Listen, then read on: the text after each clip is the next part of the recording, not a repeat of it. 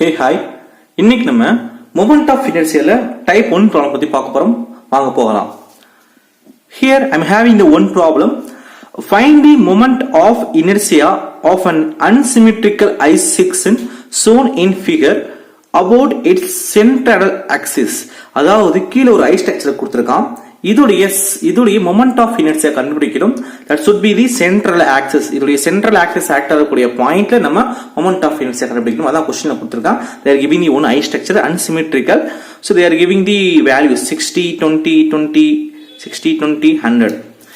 நம்ம என்ன செய்யணும்? I'm going to use the methods to solve the problem. Previous class பார்த்த அதே தான். First one பாத்தீங்கன்னா unknown to noun structure மாத்த போறேன். I'm going to unknown to noun structure with the numbers 1, 2, 3 மூணுக்கு நம்ம நேம் அசைன் பண்ணிட்டோம். then second பாத்தீங்கன்னா reference x and y.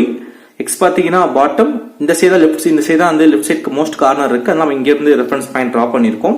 then find the symmetrical of the object. மூணாவது point பாத்தீங்கன்னா find the symmetrical of the object.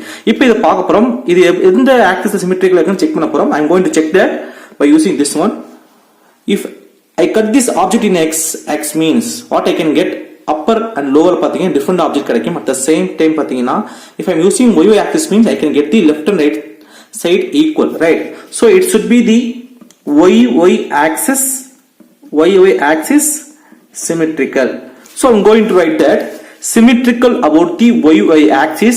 So directly I can calculate the x bar, right?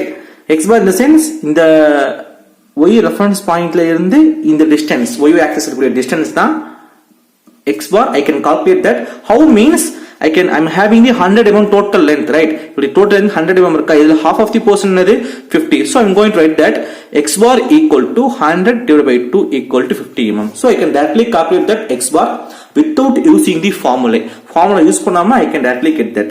இப்போ first step la முடிஞ்சிருச்சு. Then what about the next? Draw the central axis.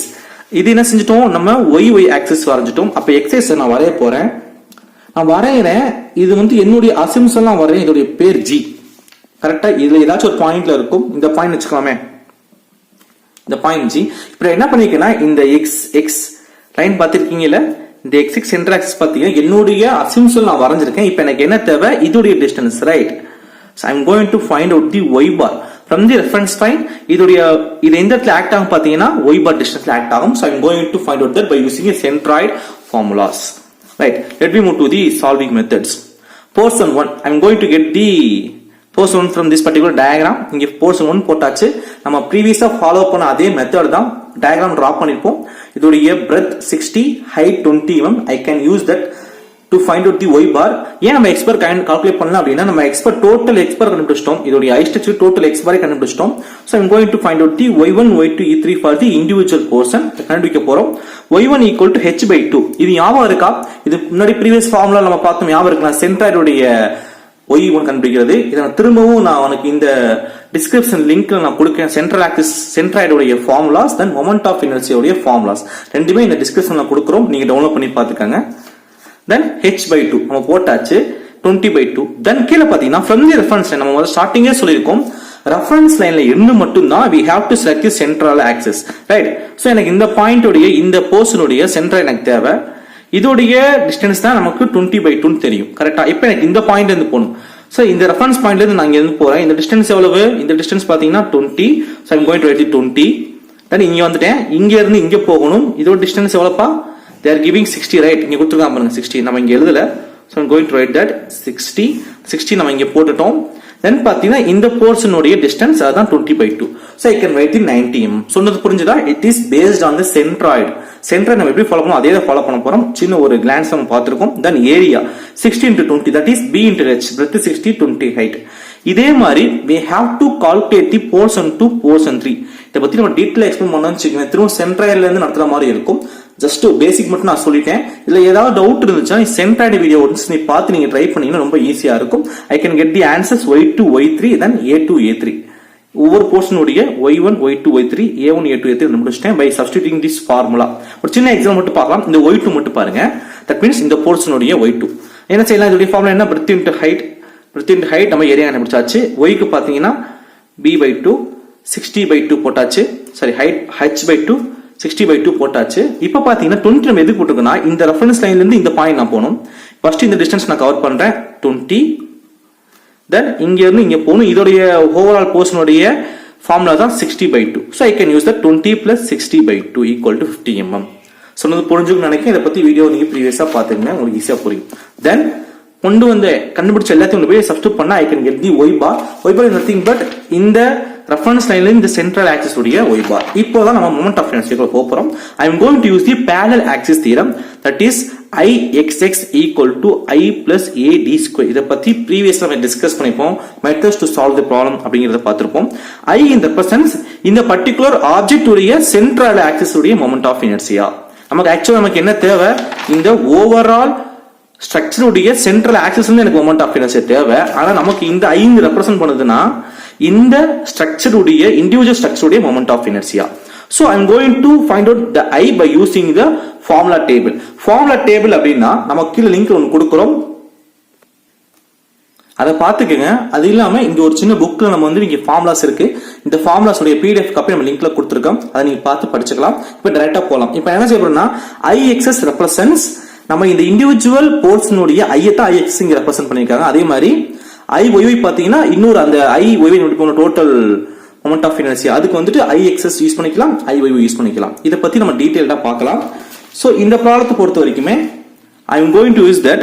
இந்த ஃபார்முலால first என்ன செய்ய போறோம் அப்படினா I வந்து டைரக்டா கண்டுபிடிச்சலாம் bh^12. அந்த டேட்டா புக்ல நம்ம எடுத்துட்டோம், புக்ல இருந்து எடுத்துட்டோம். இது நான் ஆக்சுவலி நீங்க மகப் பண்ணனும் அல்லது நீங்க அண்டர்ஸ்டாண்ட் பண்ணிருக்கணும். உங்களுக்கு டேட்டா புக் எதுவுமே கொடுக்க மாட்டாங்க. Then A is nothing but area of the particular portion. D தான் ஸ்டார்டிங்கே சொல்லிருக்கோம், distance between the two axes. So இங்க ஒரு எக்ஸாம்பிள் பார்க்கலாம். இங்க எக்ஸாம்பிள் பாருங்க. இதான் என்னுடைய x axis. அந்த previous ஆப்ஜெக்ட்ல இருந்து நம்ம ஸ்ப்ளிட் பண்ணிருக்கோம். இது என்னுடைய போர்ஷன் நம்பர் 1. இந்த எக்ஸஸ்ல இருந்து இந்த G வரைக்கும் சென்டர் ஆஃப் சென்ட்ராய்டு இருக்குங்களா, இங்க தான் மொமெண்ட் ஆஃப் இனர்ஷியா நமக்கு தேவை. சோ இது வரைக்கும் அட்டாக் டிஸ்டன்ஸ் தான் D1. D1 எப்படி கால்குலேட் பண்ணலாம், நம்ம ப்ரீவியஸா டிஸ்கஸ் பண்ணலாம். y bar minus y1, y bar minus y1. So y1 பாத்தீங்கன்னா நமக்கு கிடைச்சிருக்கு, y1 is nothing but 90 mm. அதை கொண்டு போய் நான் இங்க சப்ஸ்டிட்யூட் பண்றேன். y bar பாத்தீங்கன்னா I'm having 42.72 mm. So ஒரு சின்ன சிம்பிள் இது கொடுத்திருப்பாங்க. தட் மீன்ஸ் இதுல எது ஹையர் வேல்யூவோ அதான் நீங்க வந்துட்டு பாசிட்டிவாவும், எது லோவர் வேல்யூ அதான் நீங்க சப்ட்ராக்ட் பண்ணணும். ஆக்சுவலா இதுதான் வந்து மீன் பண்ணுது. நம்ம சொன்ன ப்ரீவியஸ் மெத்தட் நீங்க ஃபாலோ பண்ணிக்கலாம். உங்களுக்கு எதுல பாசிட்டிவ் நெகட்டிவ் வந்தாலுமே நீங்க பாசிட்டிவா எடுத்துக்கலாம். So you can get the D1. அதுக்கப்புறம் பாத்தீங்கன்னா Ixx = I தான் ஃபார்முலா bh^12. இது பாத்தீங்கன்னா நம்ம அந்த ஃபார்முலால இருந்து எடுத்தோம். கிடைச்சிருக்க எல்லா வேல்யூ கொண்டு போய் சப்ஸ்டிட்யூட் பண்ணா I can get the Ixx1. அதே மாதிரி portion number 2, portion number 3, y bar minus y2, y2 நம்ம ப்ரீவியஸா இங்க கண்டுபிடிச்சிருப்போம், y2 y3 கண்டுபிடிச்சிருப்போம். சிம்பிளா கொண்டு போய் நம்ம சப்ஸ்டிட்யூட் பண்றோம், அவ்வளவுதான். சப்ஸ்டிட்யூட் பண்ணிட்டு we can calculate the D1, D2, D3. likewise Ixx1, Ixx2, Ixx3. இந்த bh^12ங்கிறது பாத்தீங்கன்னா Ixx உடைய ரெக்டாங்கிள் உடைய ஃபார்முலா. அடுத்து Iyy க்கு தனி ஃபார்முலா இருக்கு, நம்ம கீழ பார்க்கலாம். சோ இது என்ன செய்யணும், எல்லாத்தையுமே கண்டுபிடிக்கணும். அதை கொண்டு போயிட்டு we can substitute in this particular formula.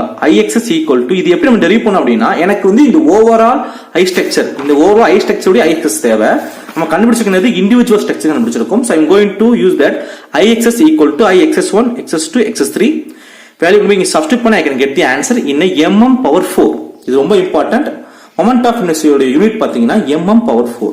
likewise we have to calculate the Iyy கண்டுபிடிக்க போறோம். இப்ப போர்ஷன் 1, போர்ஷன் 2. இப்ப நான் போர்ஷன் 1 மட்டும் நான் எக்ஸ்பிளைன் பண்றேன். இதை யூஸ் பண்ணி நீ போர்ஷன் 2 கண்டுபிடிச்சலாம். இப்ப போர்ஷன் 1 நான் வரைஞ்சிருக்கேன், எனக்கு இதான் ரெஃபரன்ஸ் லைன், கரெக்ட்டா? இப்போ எனக்கு D1 கண்டுபிடிக்கணும். D1 க்கான ஃபார்முலா என்ன, இங்க y bar யூஸ் பண்ணிக்கலாம், அப்ப இங்க யூஸ் பண்றோம் x bar, அவ்வளவுதான். சோ x bar பாத்தீங்கன்னா from the reference line what I am having x bar.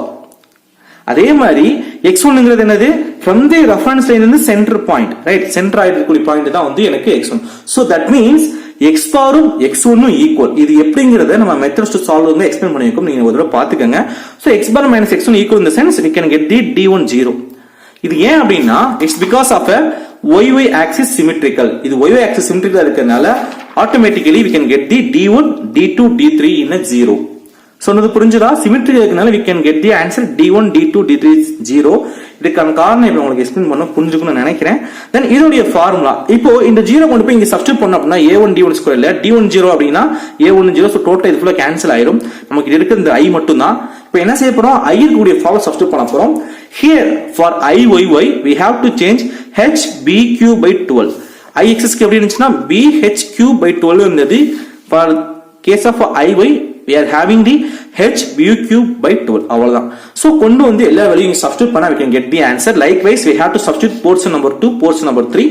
Just அந்த ஃபார்முலா மட்டும் போட்டா we can get the final answer. இதெல்லாம் முடிஞ்சதுக்கு அப்புறம் என்ன செய்யணும் அப்படின்னா எப்படி IXS ஃபாலோ பண்ணோமோ அதே மாதிரி IYY க்கு ஃபாலோ பண்ண போறோம். IYY equal to IYY1, YY2, YY3 எல்லா வேல்யூயும் நீங்க சப்ஸ்டிட்யூட் பண்ணோம் அப்படின்னா we can get the final answer in the MM4 அவ்வளவுதான். சோ அவன் क्वेश्चन என்ன கேட்டிருக்கான் அப்படின்னா simply they are asking the central axis. so IXS கேட்டிருக்காங்க, IYY கேட்டிருக்காங்க. நம்ம எல்லாமே சப்ஸ்டிட்யூட் பண்ணிருக்கோம். இது உங்களுக்கு பெருசா காம்ப்ளிகேட்டட் மாதிரி தெரியும் அப்படிலாம் கிடையாது. ஜஸ்ட் எல்லாமே மெத்தட்ல வந்துட்டு மெத்தட்ஸ் தெரிஞ்சிருக்கணும். தென் பாத்தீங்கன்னா ஃபார்முலா ரெண்டும் தெரிஞ்சிருந்தாவே ஈஸியா சால்வ் பண்ணிடலாம். Thank you so much. Bye.